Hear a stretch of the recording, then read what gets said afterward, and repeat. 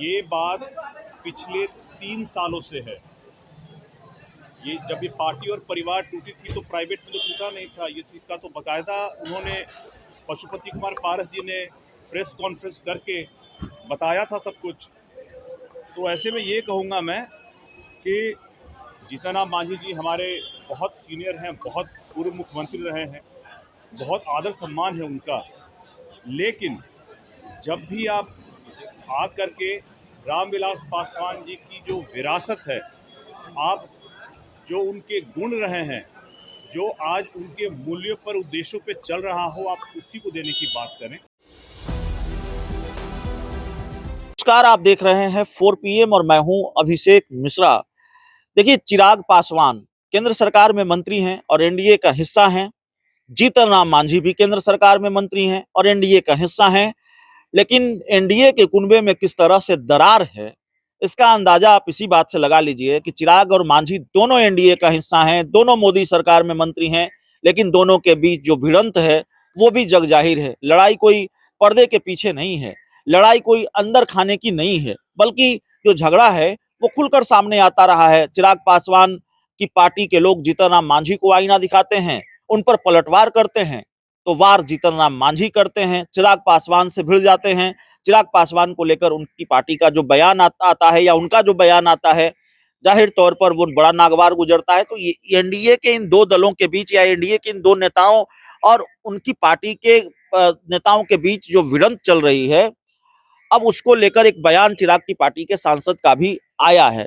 जीतन राम मांझी से चिराग की पार्टी इस बार ज्यादा नाराज इसलिए है क्योंकि जीतन राम मांझी ने पशुपति पारस की तारीफ कर दी। पूर्व केंद्रीय मंत्री और राष्ट्रीय लोक जनशक्ति पार्टी के राष्ट्रीय अध्यक्ष पशुपति पारस के बारे में जीतन राम मांझी ने यह कह दिया कि रामविलास पासवान की कमी कोई पूरी कर सकता है तो पशुपति पारस पूरी कर सकते हैं और चिराग पासवान को भी साथ आना चाहिए। अब चिराग पासवान की पार्टी के सांसद हैं, चिराग पासवान के जीजाजी भी हैं, जमुई से अरुण भारती, उन्होंने माफ कीजिएगा जीतन राम मांझी को नसीहत दी है कि आप बड़े हैं, आपका हम सब सम्मान करते हैं, आप बहुत वरिष्ठ हैं, लेकिन जीतन राम मांझी को परिवार के मामले में दखल नहीं देना चाहिए, परिवार के मामले में टिप्पणी नहीं करनी चाहिए। ये पारिवारिक मामला है, परिवार के लोग बैठकर सलटाएंगे। और इसके साथ ही झारखंड में विधानसभा चुनाव लड़ने को लेकर भी बड़ी बात कही है लोक जनशक्ति पार्टी रामविलास के सांसद अरुण भारती ने। तो चलिए सुनते हैं उन्होंने क्या कहा है। ये बात पिछले 3 सालों से है। ये जब ये पार्टी और परिवार टूटी थी तो प्राइवेट में तो टूटा नहीं था, ये इसका तो बाकायदा उन्होंने पशुपति कुमार पारस जी ने प्रेस कॉन्फ्रेंस करके बताया था सब कुछ। तो ऐसे में ये कहूँगा मैं कि जीतन राम मांझी जी हमारे बहुत सीनियर हैं, बहुत पूर्व मुख्यमंत्री रहे हैं, बहुत आदर सम्मान है उनका। लेकिन जब भी आप आ करके रामविलास पासवान जी की जो विरासत है, आप जो उनके गुण रहे हैं, जो आज उनके मूल्यों पर उद्देश्यों पे चल रहा हो, आप उसी को देने की बात करें।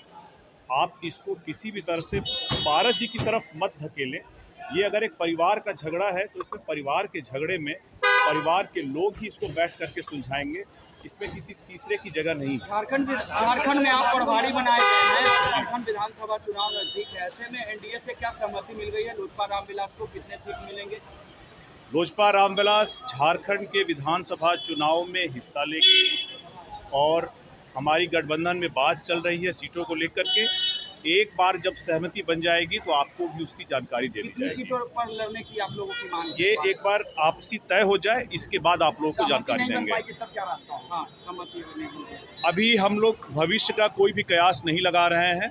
अभी हम लोग चाहते हैं कि गठबंधन में ही लड़ें, इसलिए गठबंधन में जब बातचीत पूरी हो जाएगी तब आप लोग को भी हम आकर के जानकारी साझा करेंगे कि हम कितनी सीटों पर। संभावना कब तक है, जो कि विधानसभा चुनाव हिमंता बिस्वा शर्मा से बातचीत भी हुई है आपकी? जी, इस बारे में गठबंधन में बातचीत चल रही है। एक बार बातें जब पूरी हो जाएंगी, गठबंधन, क्योंकि हम लोग सिर्फ गठबंधन में लोजपा ही नहीं है, उसमें अलग अलग और भी दल है, आजसू भी है, जदयू भी है। एक बार सबकी बातचीत पूरी हो जाएगी तब आप लोग को इस बारे में सारी जानकारी दे दी जाएगी।